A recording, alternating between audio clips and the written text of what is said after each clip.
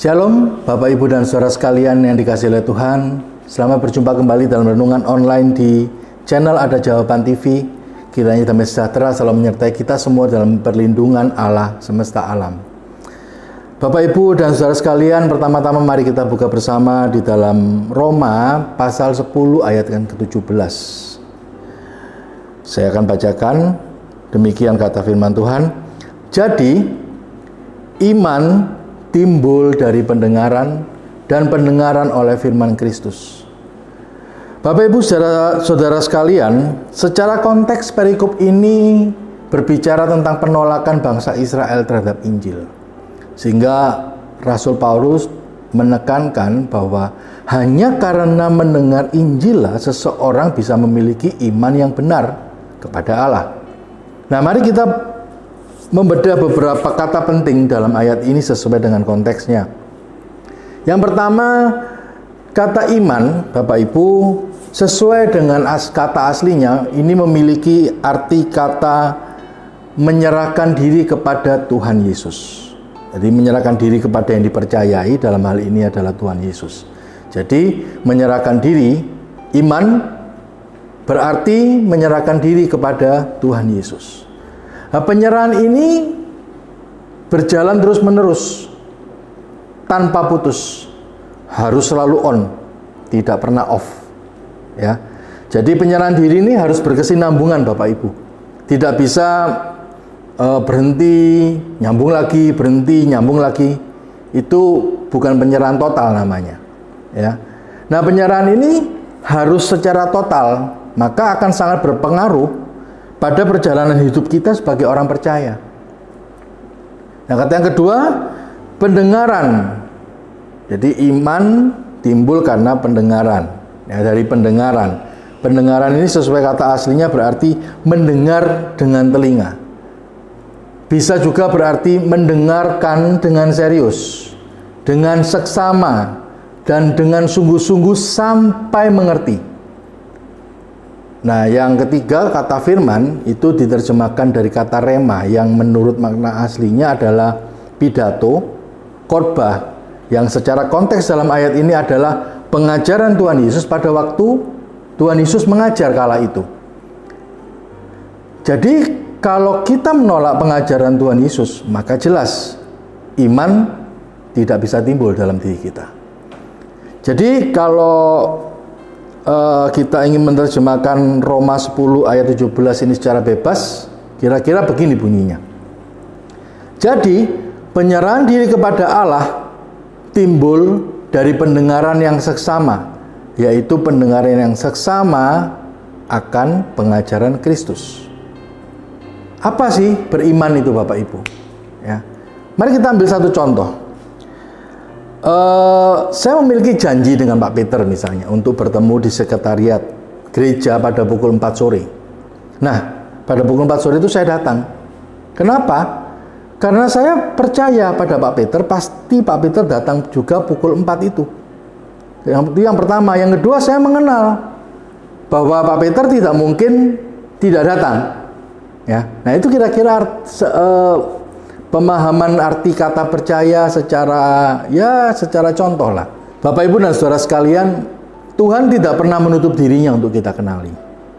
Seringkali kitalah yang terlalu pasif dan tidak mau mengenal Allah dengan benar. Nah, mari kita mempelajari beberapa hal tentang bagaimana mengenal Allah dengan benar. Yang pertama, iman timbul hanya karena belajar mengenai pengajaran Tuhan Yesus dari Alkitab. Saya harus minta maaf kepada Bapak Ibu dan Saudara sekalian, saya masih mengatakan ini. Iman bukan timbul karena mujizat. Contohnya orang-orang Yahudi. Pada waktu perjalanan mereka keluar dari tanah Mesir, mereka melihat mujizat setiap hari. Apa mereka bertobat? Enggak. Mereka tetap tegar tengkuk. Bahkan mereka harus mati di padang gurun. Jadi orang-orang Israel yang masuk ke tanah Kanaan adalah mereka yang lahir di padang gurun, bukan mereka yang keluar dari Mesir. Yang keluar dari Mesir sampai ke tanah Kanaan cuma 2 orang, Bapak Ibu, Yosua dan Kaleb. Demikian juga dengan orang-orang Israel di zaman Tuhan Yesus. Mereka melihat Tuhan Yesus melakukan mujizat. Tapi apa yang terjadi? Mereka toh tetap menyalibkan dia. Jadi mujizat tidak membuat orang bertobat. Iman juga bukan timbul karena pujian penyembahan. Apalagi karena berkat jasmani. Sebab iman hanya timbul karena rema Kristus. Masalahnya, berapa ayat, berapa khotbah sampai kita memiliki rema itu. Nah, secara konteks, Bapak Ibu dan Saudara sekalian, yang dimaksud dengan rema dalam ayat ini adalah pengajaran Tuhan Yesus secara harafiah. Artinya, pengajaran Tuhan Yesus pada waktu Tuhan Yesus mengajarkannya waktu itu. Nah, hari ini kita nggak bisa dengar itu, Bapak Ibu. Tidak bisa mendengar pengajaran Tuhan Yesus secara langsung. Maka kita hanya bisa membaca dan mempelajari dari Alkitab. Nah, iman timbul dari pendengaran. Apa maksudnya? Secara umum, kalimat ini sering diartikan sebagai membaca ayat Alkitab dengan suara keras, sehingga akibatnya iman kita timbul. Pertanyaannya, apakah benar demikian? Faktanya banyak orang masih khawatir, sekalipun memperkatakan ayat jangan khawatir. Ya, jangan khawatir. Burung di udara dia pelihara. Jangan khawatir. Allah sanggup menolong dan lain sebagainya. Tetapi apakah kata-kata itu bisa membebaskan orang yang memperkatakan itu sehingga tidak khawatir? Nah, ini harus dipelajari lebih dalam, Bapak Ibu. Sebab harus kita pahami, ya, menjadi satu catatan penting, bahwa ayat Alkitab bukanlah mantra yang jadi ajaib kalau kita terus memperkatakannya berulang-ulang dengan suara keras. Sebab ayat-ayat itu memang bukan diperuntukkan sebagai mantra, sebagai kata-kata ajaib yang membebaskan kita dari masalah hidup, bukan. Tetapi sebagai alat untuk membangun manusia ilahi dengan bantuan Roh Kudus.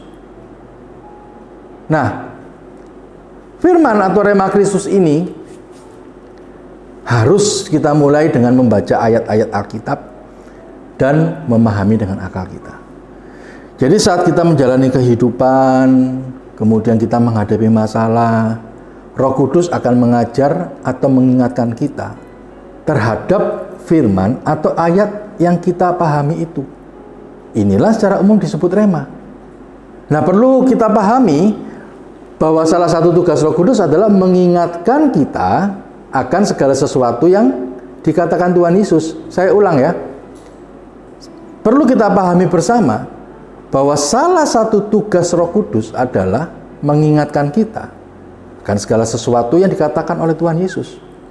Nah, kita buka satu ayat lagi di dalam Yohanes pasal 14 ayat 26.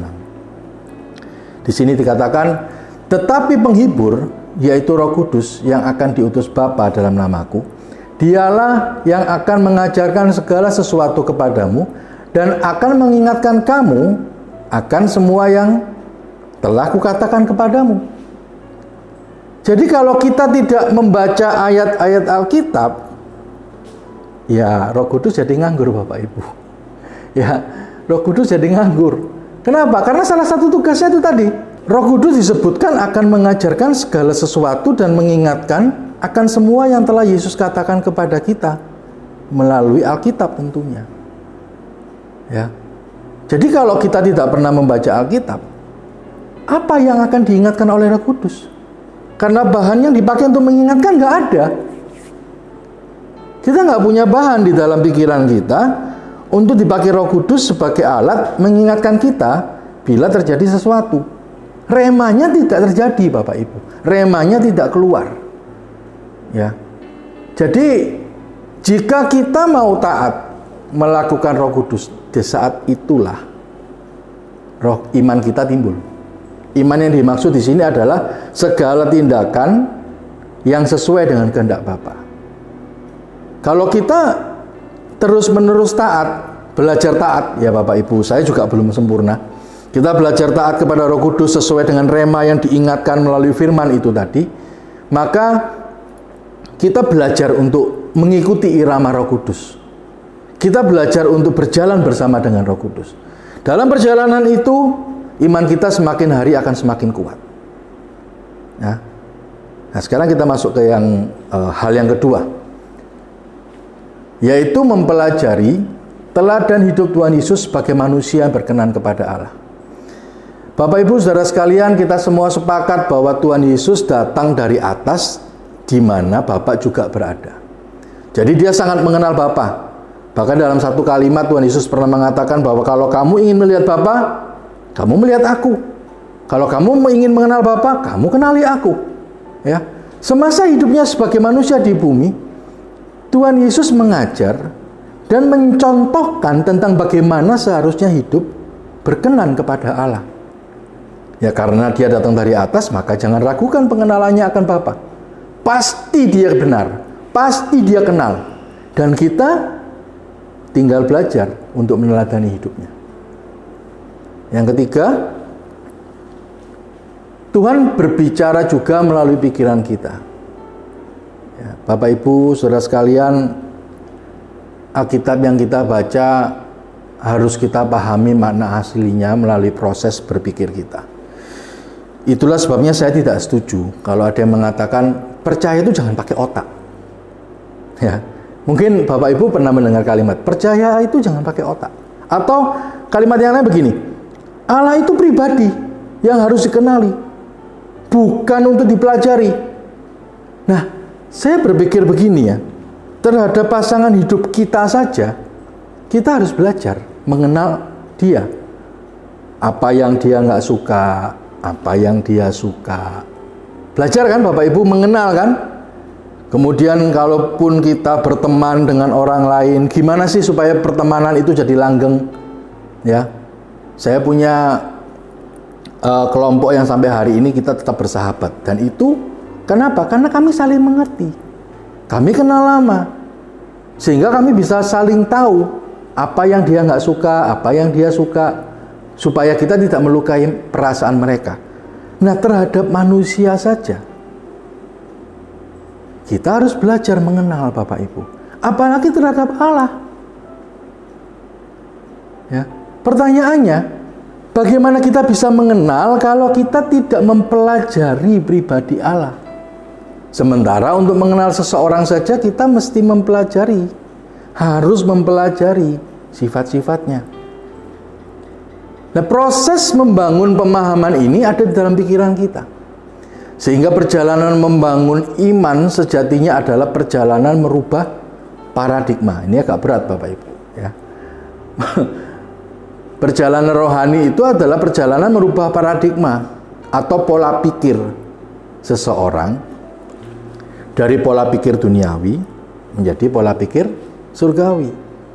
Seperti yang saya katakan waktu lalu, orang yang kehilangan nyawa itu orang yang rela mengganti hidupnya dari yang duniawi menjadi yang rohani. Ya, duniawi menjadi surgawi. Pola pikir itu harus dirubah. Ya, untuk itu kita perlu pemahaman dan keberanian untuk berjuang menjalaninya. Banyak orang Kristen itu tumbang dalam perjalanan ini. Seperti orang Israel yang tewas di padang gurun sebelum mencapai Kanaan. Kenapa? Ya, orang-orang Israel itu bahkan hatinya jadi keras, Bapak Ibu. Tegar tengkuk kata Tuhan. Bahkan Tuhan pernah bicara pada Musa, lebih baik aku musnahkan saja mereka. Aku akan buat kamu Musa menjadi bangsa yang besar. Musa berusaha meredam kemarahan Allah. Ya, hatinya jadi keras. Nah, orang Kristen yang tidak menempuh perjalanan ini, kemudian tumbang di tengah jalan, hatinya juga jadi keras. Bahkan ada yang berbalik dari Allah. Ada yang keluar dari kasih karunia. Kenapa? Karena dipikir, ternyata janji Allah itu omong kosong. Ternyata Allah itu tidak seperti yang diberitakan di mimbar-mimbar. Kenapa mereka berpikir begitu? Karena pemahaman dan pengenalan mereka tentang Allah keliru. Ya, Bapak Ibu Saudara sekalian, Roh Kudus berbicara kepada kita lewat pikiran dengan memakai ayat-ayat Alkitab yang kita baca. Oleh sebab itu, jangan pernah berhenti membaca Alkitab. Ya. Tuhan Yesus selagi hidup di bumi sebagai manusia, dia tidak hanya melakukan mujizat, Bapak Ibu. Ya. Tidak hanya menyembuhkan orang sakit, tidak hanya merubah air jadi anggur, ya. Tidak menyembuhkan orang dari kuasa roh jahat, tapi dia juga mengajar selama 3,5 tahun. Mengajar, merubah pola pikir. Banyak orang mendengar pengajaran Bapak, mendengar pengajaran Tuhan Yesus, tetapi yang benar-benar berubah juga nggak banyak. Ya, selain Tuhan Yesus, para rasul juga demikian. Mereka tidak hanya menyembuhkan orang sakit, tidak hanya membuat mujizat, tapi paling utama mengabarkan dan mengajarkan Injil, serta menulis surat-surat agar orang percaya bisa dibangun imannya di atas dasar yang benar. Ya, kalau tidak perlu membaca Alkitab, ya para rasul tidak perlu menulis surat sebanyak itu, Bapak Ibu, untuk menjelaskan, menerangkan apa yang diajarkan Tuhan Yesus sehingga kita mengerti. Ya. Nah, kita ini beruntung loh Bapak Ibu, hidup di zaman sekarang ini, ya, sebab Alkitab sudah ditulis lengkap dan sudah diterjemahkan ke dalam bahasa-bahasa yang kita pahami secara tertulis. Ya, ada bahasa Indonesia, bahkan bahasa daerah, bahasa Jawa, bahasa Batak, bahasa Bali, ya, bahkan banyak bahasa yang lain, Bapak Ibu. Ya, jadi pakailah kondisi ini sebagai hal yang baik untuk membangun iman kita. Maka jangan pernah berhenti baca Alkitab. Ya, kita harus menyiapkan waktu setiap hari, ya minimal 5-10 menit untuk membaca 5 pasal tiap hari, Bapak Ibu. Ya, Bapak Ibu bisa memilih cara lah. Ya, banyak cara untuk kita membaca Alkitab. Kemudian yang kedua, memilih belajar dengan cara mendengarkan khotbah-khotbah dari pengajar yang baik. Kita boleh pilih hamba Tuhan siapa yang kita jadikan guru. Ya, siapapun yang saudara pandang baik, saudara pandang bisa membawa saudara mengenal Tuhan lebih dalam. Ya, siapapun. Ya. Jadi pilihlah guru. Yang pertama, bacalah Alkitab. Kedua, pilihlah guru. Kemudian bangunlah kepekaan terhadap suara Roh Kudus. Dengan cara apa? Bangun hubunganmu dengan Tuhan. Ya, mesbah doa setiap hari, minimal 30 menit. Nggak usah 6 jam Bapak Ibu. 30 menit aja setiap hari. Ya.